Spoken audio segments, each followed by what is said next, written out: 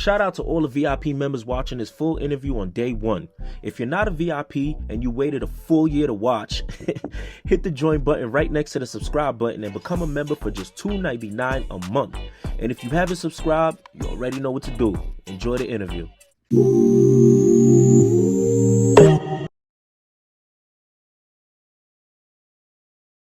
Stelly Hundo, you tattoo with PPhilms. What's the word, man? What's rocking, P? Big pop in the building. Let's get it. Let's get it. Listen, man, happy to have you on the platform, man. Appreciate you pulling me up. You good? Absolutely, absolutely. First, I want to talk about, how we met. You know what I'm saying?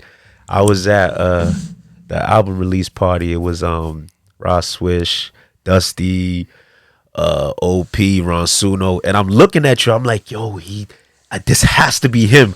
But I'm not trying to grill you too much because I'm like, yo, I don't want him to think it's like a different situation. But I'm like, yo, this has to be him. So I'm looking at my phone, then looking at you, like, yo. Then I'm like, yo, let me just say what up to this nigga, yo. Actually, you don't show your face, right? Yeah. Once I heard your voice, though, I'm like, oh, that's done.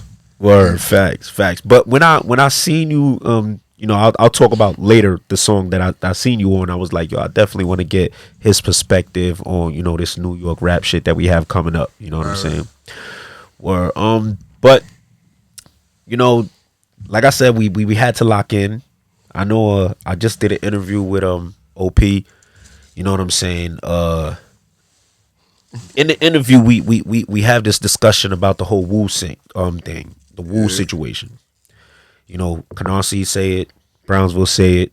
When I was asking them, to me, I thought like somebody took it from Brownsville, brought it over to Canarsie. But he was telling me, Jamaicans been saying that. You know what I'm saying? I did interview Bleezy recently. I ain't put it out yet, but I like to hear your perspective on it. Watching that, what was going through your mind as he was watching that? Like, it's like more so a if you know situation. Like, I don't really got nothing too much to say about it. Just more so, just know Brownsville started it, and I guess it adapted over there. It grew up being over there, but yeah, more so like it's ours. Like, it ain't really nothing to really talk about. Like, niggas know what's up. Like, yeah, got you. Did when that got aired, I gotta say this too. When he was talking, I don't think he came off like disrespectful. I don't think he was like intentionally trying to disrespect anybody. Like, that's what I'll say. Yeah, I know he just was giving his opinion. Yeah, but I know opinions is opinions and facts is facts. Okay, and the facts is it started in Brownsville. Yeah, like as you can see, you said in the interview, like I be around OP, like I be in them spots with the other rappers. So it's like it's never no weird shit with me personally. Yeah, but if a nigga asks me, I'm from Brownsville and I'm from where Wooo started and originated at. Yeah, got you. All right, bet. So now let's talk about where Stelly Hundo's from, man. I know, like you said, you from Brownsville. Talk about what it was like growing up out there for you. Being from the Ville ain't easy. Like, I guess that's why even the Wooo situation is like being took like it's being so controversial, because where we from, like, we don't really got much. And so anything we got, we cherish it. Like, you know how that goes. It's a pride thing where I'm from. Yeah. Everybody want to be. So more so I'm saying, like, the Ville is just like, it's crazy, bro. Like, I can't even explain it. Like, it's the bottom of the bottom. Like, we from the grittiest part of the city. Yeah. So it's like anybody that you interview that's from the Ville, they'll tell you whether they from my side or my op side. Yeah. Like, we all got one thing in common. We trying to get out, because where we from, shit is like, shit get L0cked, basically. Yeah. I was just over there last week. Like I said before, sitting down with Bleezy and all that. Just the environment, like you said, it does look gritty. It looks like, I ain't gonna lie, it looks like, there is poverty going on out there. Shit still look like the 80s, bro. Yeah. Every corner, crackheads, cops, like, that shit nasty where I'm from, bro. But I'm so used to it and I'm accustomed to it. Like, yeah. Well, what does that do? Like, growing up, what was the mindset like? Like, how do you, being that you're growing up in that, like, did you see anybody who you could be like, nah, I want to be like this, or I want to be like that? Like, was there anybody who served as an inspiration for you? Hell yeah. Like, more so my family members. Like, it wasn't nobody, like, I seen in the streets. Like, it was more so, like, I got, like, uncles and cousins and shit like that was, like, really getting to the bread and, like, showing me, like, oh, it's more than just Brownsville. Like, they taking me places. Like, I'm wearing shit niggas ain't got yet, feel me? Because my uncles and them getting to it already, feel me? So I already knew it from a young age, like, yo, this where I want to be. Yeah. But I'm from the block, so I'm a block nigga, so you know how that go. Got you. When did I know you said a friend of yours gave you the name Stelly. Hell yeah. You My kind son of Lucini, yeah, facts. yeah, and you kind of threw the hundo on it. Now why Stelly? Where does that even come from? It comes from the name Costello, like, you know, the mall member Costello. So yeah, I was calling myself that, then my man's just like, nah, bro, you gotta wave it this way, Stelly. Yeah. So I just ran with that shit. Like, got you. And the hundo was that? that's me. That's how I'm coming. Old blue hundreds, like I'm Nipsey or something, man. Stop playing. Like, that's what's up. That's me. That's what's up. So talk to the people about when the music starts. Like when does Stelly Hundo start to say, yo, you know what? Let me try this music shit. Probably like around 2016. Like, I ain't gonna front. That's when I started taking it serious. Yeah. And I know you spoke about Bleezy. Shout out my boy Bleezy. 2016, he made some shit called 2016 Flow. That shit was going crazy. Yeah. Where he used some other niggas beat, I ain't gonna say, but he went crazy on that shit. So I just followed up right behind him. I dropped 2016 Flow. Yeah. I used some other niggas beat too. That shit just happened to go crazy. I went to sleep. I woke up. I seen my YouTube views. I'm like, yo, what the fuck? This shit real for me. In one night, what was it at? I don't even remember. But at the time, like 2016, I think that shit was like at 30K, 40K in one night or some shit like that. I'm like, what? Like, I'm looking. I'm like, oh, hell no. I just started pressing. I'm like, I bet I'm going to take this shit serious. But I more so wasn't trying to take it rapper serious. I was more so on some business shit, like hustling. Like praying up merch. I was on some street team shit, paying to get on shows. Like, I was really trying to do it the business way. So I wasn't really focused on, like, for the people, but I realized that's how you got to be now. So. Yeah. When you say that, explain that, because I know what you mean, but explain it for the people who don't fully understand that. As far as like, right. More so, everybody think rapping is just like rapping. This shit, but rap is really 10% music and 90% business. So more so, like, I was looking at it like it's branding. Like, I'm a rapping, it's gonna open doors for me to do this and that, and press revenue while I'm rapping for me to support like studio times, videos. Like, I was young, but I was thinking real business minded because of the people I was around. So like, that's what I was more so focused on. But I got so caught up with the bread, like I didn't press on rapping. Okay. So I took a short break. I had a son. Yeah. Took a short break, and now I'm back. Like, and that's it. Like, I'm just on niggas. Like, oh yeah, I've been dropping. Like, yeah, I'm on it. Got you. You say you had a son. How did that kind of change you as a man?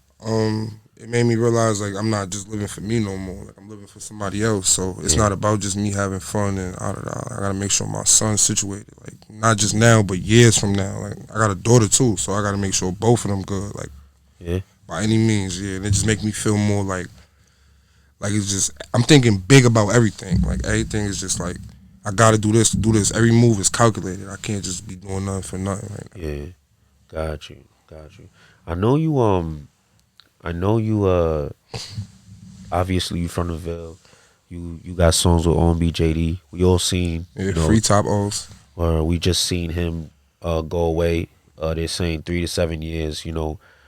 When I think about Jaydee, I think about somebody who's so talented, but I also think like, damn, like I just wish I feel like it could happen for him. You know what I'm saying? Like it could happen for him. But when I see that, I'm kind of like, damn. Like, in fact, if it was gonna be anybody from my neighborhood, I feel like it was gonna be Jaydee.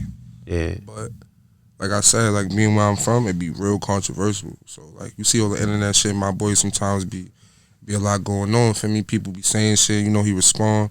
That's just the type of person he is. It's like, for me, a lot of shit happened for him. A lot of doors ain't open how they were supposed to. Yeah. For me, the 5E situation, Mace situation, I could go on and on. But I know one thing about Jaydee, he stood tall through all that shit for me. Like, he kept pressing for me. Big, come home, music, big, come home, music. Like, I watched him do it every day I was with him for me. So it's like, he in a fucked up situation, but free my boy. Word. Do you feel like, because, a lot of people, I never hear, like, the Brownsville natives speak about how they felt about the situation he's been through. I hear, like, the bloggers speak about it. Oh, Jaydee needs this. Jaydee needs that. He needs this. He needs that. You being, like, a brother to him, a family to him, friend, whatever the case may be, from the out, looking at him, what do you feel like it was that that just wasn't getting him like over that hill to sign or whatever? Like, I know you kind of, I feel like you saying it, but like, yeah, you know already, feel me? Like, you know how I'm gonna keep it. I gotta keep it P, for me, for the camera, but like, I don't know. I just feel like my boy needed a chance. Like, it was a lot going on, for me. Like, I could speak about countless situations, and it was just like every time it was just always something. Like me and him done been to the labels together. I done heard about him going to labels by himself. I done seen ample opportunities, managers, niggas hoop dreaming us, all types of shit. But I just, like, I don't know what it was. Like, but I know he was pressing. His last situation before he went in was one of his best situations he was in. And I promise you, if my boy ain't go in, he would have been on niggas' necks right now. Like, okay, could you speak about what I know, because when I interviewed him, he said, like, yo, by July, I'm going. He had them boys. Them boys was offering him some shit, and them labels, I ain't gonna front, they was offering him some shit. But what stopped it? Was it like I'm not really sure. I can't really answer that, but I just know it ain't happening in time. More so, the case stopped it, because if he was still here, it would have been proceeding for me. Damn. Free top O's. I'm going to press for Jaydee. Jaydee L0cked, I'm pressed for him. For me. And you know what's crazy? A lot of guys go through that where it's just like they need the labels to react a little quicker. You know what I'm saying? Like, come in their corners quicker. Like, I don't think they understand that, yo, niggas is really fighting for their lives every single day. You know what I mean? Not to put so much pressure. Like, I'm sure they got their own shit going on and they got to make it right, but I feel like they need to step in a little bit quicker. Hell yeah, because I'm at the point right now where I'm going to mad different labels and like going to certain ones, being around certain A&Rs or whatever. And it's like, all right, while I'm there, it's just like, yeah, that shit is all glitz and gleam, you feel me? Like, I'm going back to the bruta when I leave here, feel me? Facts. Like, before I get home, like, the mission is to make it home. Like, so I don't know what's going to happen between me leaving the studio, even here, like, feel me? So it's like, I know they probably looking at it like, all right, yeah, he make music. I know what it be about. Like, they be trying to make bread off us, feel me, respectfully, but we trying to make bread, too. We trying to change our situation. Them niggas that have you waiting 3 months, 4 months, 5 months. Whole meantime, you busting your ass. Them niggas is sitting clean, but that's just how the game go. I accepted it. Yeah, what are they looking at though? Like, in you being in them labels, like, what do you think they're looking at within those times that they making you do meetings, come back? What? I think they really looking at analytics and shit like that. And then somebody else told me a word the other day. It's called algorithms. Like how shit add up. Like when you should drop. When is your shit the most viewed? When the streams coming in? Like, I think that's what they looking at, because I think more so they giving you advance most of these deals, and they want to know if they can make that bread back. That's like in the street, like if somebody give you a pack, like, are you gonna bring that back, bro? Like, what we doing? Got you. Okay, that makes sense. Shout out them boys I be dealing with though at them labels. They getting me right. We ain't gonna say too much. They doing the right thing. I'm on the radio every day. After a certain time, shout out DJ Will. Like, shit just alright for me. Like, it take time, but this shit take steps. But that's just how it go.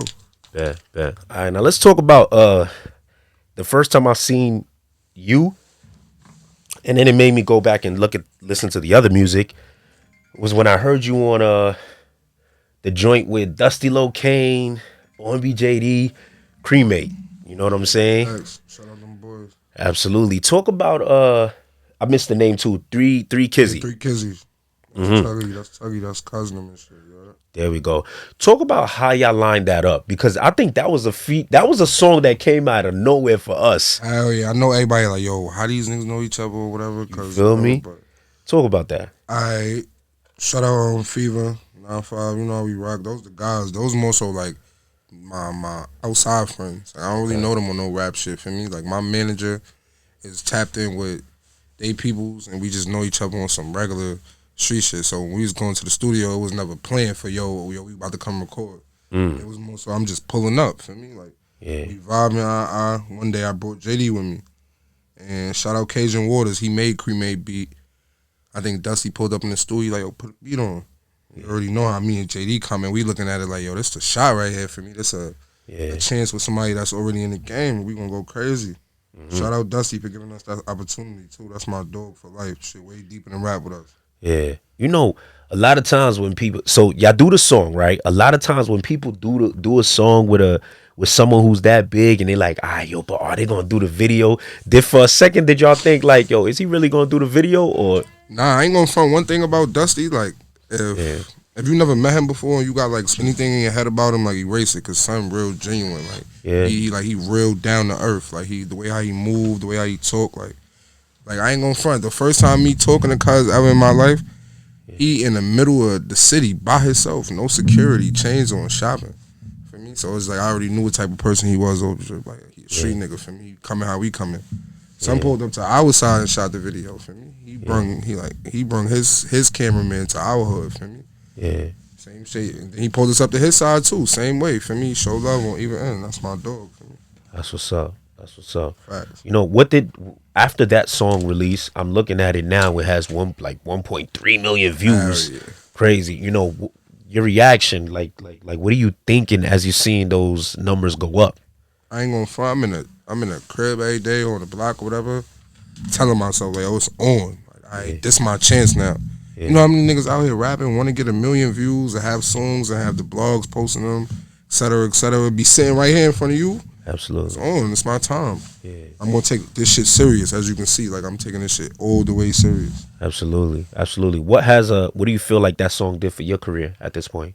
It just opened eyes. It was already there. Like, I already was talented. Like, I already had swag, charisma. For me, I'm Big Papa. Like, for me, how many fat niggas you know step like me? For me, it just opened people's eyes. So now it's like my gram going crazy. Like people reaching out for shows, features, like just little shit. For me, all the shit that I was looking for as an artist, like I'm getting now. For me, so. Yeah, no, that's a blessing. That's a blessing.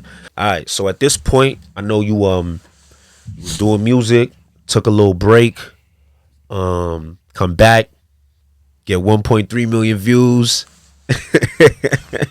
You know, you in and out of labels right now.